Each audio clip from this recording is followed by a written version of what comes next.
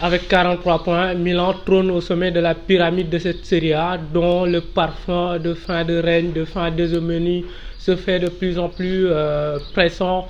Messieurs, dames, charmantes demoiselles, bienvenue dans le débrief du CAF 10. Aujourd'hui, on va donc évoquer le Milan AC qui est en train de caracoler à la tête de cette Serie A avec une seule défaite en 18 journées.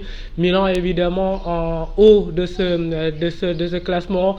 Ils sont en train de renaître de leur chambre tel un phénix, mais sur le bateau qui mène vers le succès, sur le bateau qui mène vers le sacre suprême, Milan aura-t-il les forces, les munitions nécessaires pour pouvoir tenir aux multiples vagues, aux vagues successives et résister jusqu'au bout et arriver à quai le premier. C'est véritablement ce qu'on va essayer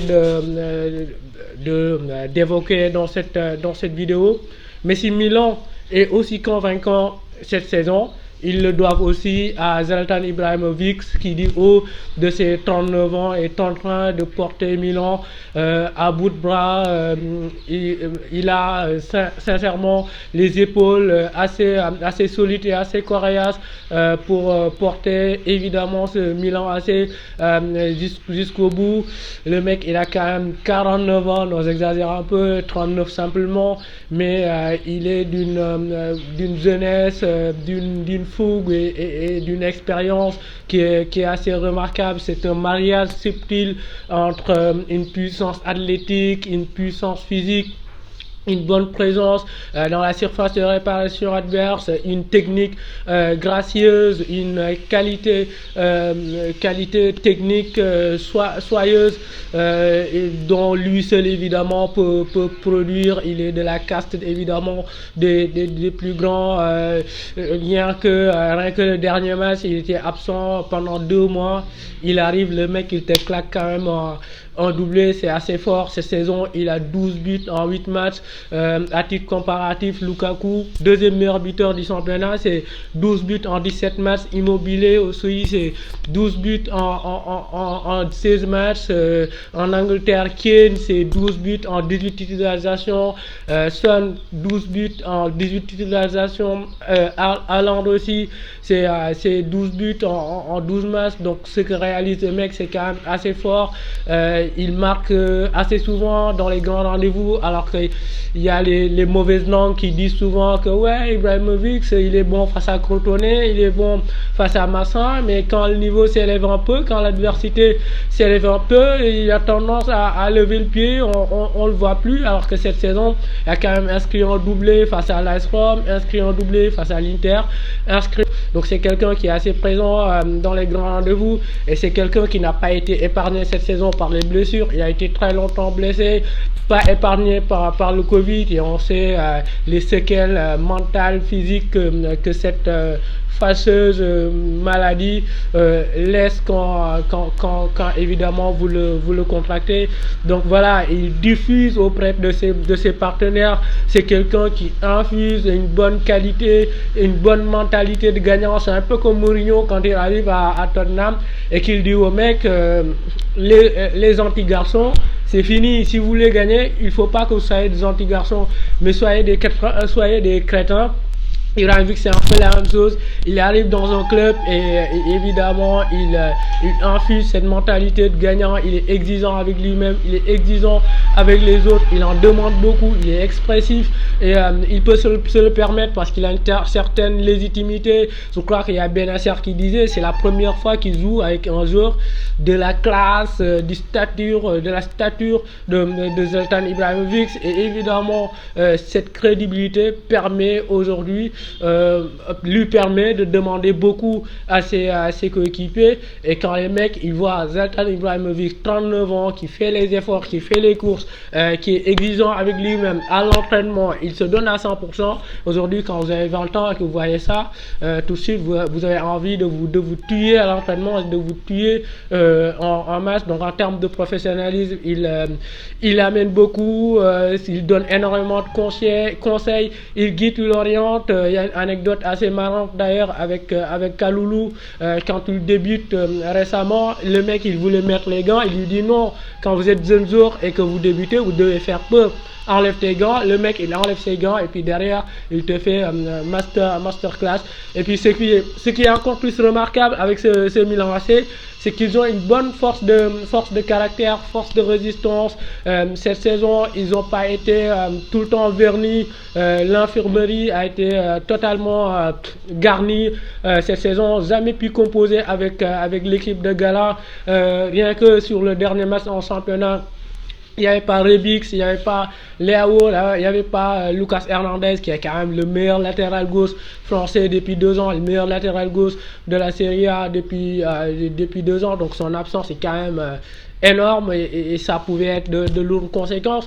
Mais chaque fois, ils arrivaient à trouver les ressources nécessaires pour se surpasser, pour surmonter les obstacles. Il y a eu les absences de Benacer, les absences de Kayer, les absences de Romagnoli, parce que tout le monde a été absent, et même de façon concomitante, de façon cumulative, et toujours ça a été une vraie bête d'équipe solidaire qui défend vaillamment. C'est pas ébouriffant, c'est pas inouï en termes de qualité de jeu. Je veux dire, on se lève pas de notre siège quand on regarde le Milan AC, mais c'est quand même très solide, c'est très discipliné, c'est bien organisé, on se serre les coudes, on se serre les mains, il y a une bonne solidarité. Le match face à Cagliari, ils sont à 10, et puis les mecs, ils résistent jusqu'au bout, et ils obtiennent la victoire face à Sassuolo, face à Lazio, ils résistent, et puis dernière minute, coup de casque de Théo Hernandez, et là il y a Samuel Lobé qui crie et qui dit ils seront champions. Moi-même j'ai acquiescé, j'ai adhéré à cette cause-là,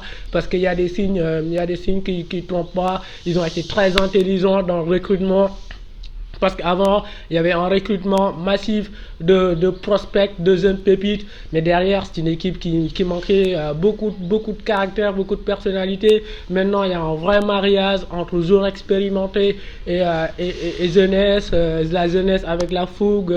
Les joueurs un peu plus expérimentés qui vont amener leur maturité technique, tactique. Le recrutement de Théo Hernandez, le recrutement de Benacer, qui est actuellement le meilleur milieu de terrain en africain en exercice, en termes de résistance sous pression, en termes d'orientation du jeu, c'est assez phénoménal.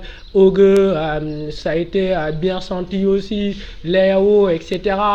Ibrahimovic, ça a été un vrai bon coup, et même cet hiver, je trouve qu'ils ont fait très bon coup, parce que ramener Mandzukic, qui a une bonne carte de visite, bon carnet d'adresse, c'est assez bien senti. Il y a Fikao Tomori qui va arriver de Chelsea, elle va passer sa visite médicale ce vendredi. C'est un jeune prospect qui est très dur sur l'homme et qui est assez convaincant, je trouve.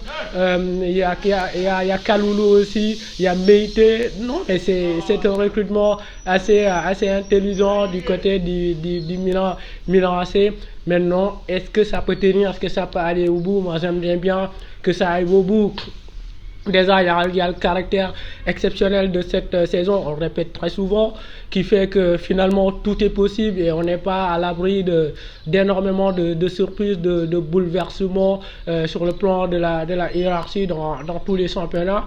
Et il y a les blessures qui vont revenir et ça va faire une équipe beaucoup plus compétitive.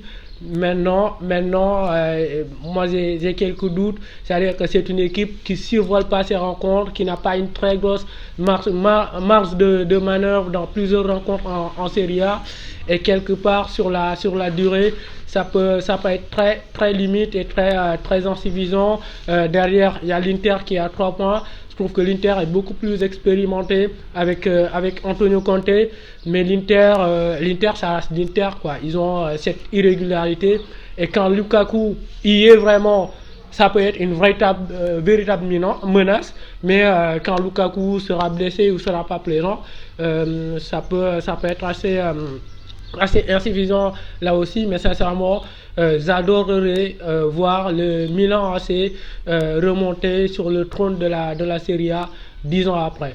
Allez, je vais vous laisser avec Lam Toro qui va vous faire une petite analyse de son Milan AC. Je pense qu'il doit être aux gens actuellement de retrouver son Milan, et tous les supporters du Milan aussi, ils doivent être vraiment aux gens. Et excusez-moi la voix aussi, j'ai la voix un peu cassée. Et voilà, j'espère que vous me le pardonnerez et que vous le laisserez passer. Allez, merci de partager, de liker, et n'oubliez pas, prenez soin de vous. Beaucoup n'auraient pas parié en début de saison que l'équipe se retrouverait à ce stade de la saison, en première partie de saison même, à la tête du championnat italien, surtout devant les favoris désignés, à savoir l'Inter Milan, la Juventus Turin ou encore l'Atalanta Bergame. Mais bon, il suffit de voir que l'équipe ne fait que suivre l'évolution entamée depuis la reprise de la Serie A lors de la saison dernière. Et il suffit de voir que la période allant de cette reprise jusqu'à présent, l'équipe n'a perdu qu'une seule fois en championnat, et c'était son match cette saison contre la Juventus de Turin.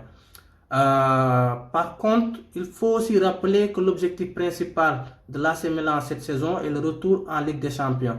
Maintenant, bon, si l'équipe assure cette qualification en Ligue des Champions très tôt et que le titre reste à portée, pourquoi pas rêver